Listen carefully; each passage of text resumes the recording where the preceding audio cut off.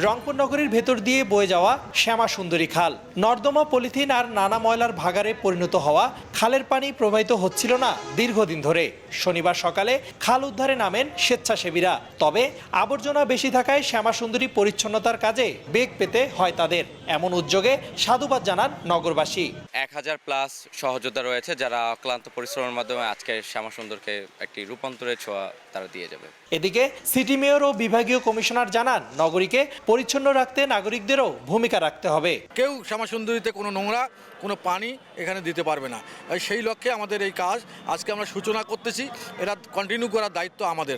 সমস্ত দপ্তর মেয়র সাহেবের উদ্যোগের সাথে তার পাশে থাকবে এবং আমরা এই শহরকে, নগরকে একটা সুন্দর শহর হিসেবে গড়ে তুলতে চাই। নগরীর চেকপোস্ট থেকে শুরু করে শাপলা চত্বর পর্যন্ত প্রায় 5 কিলোমিটার খালের বর্জ্য পরিষ্কারে বিডি ক্লিনের ঢাকা, চট্টগ্রাম, ফেনী সহ 9 জেলার 1000 সদস্য অংশ নেন।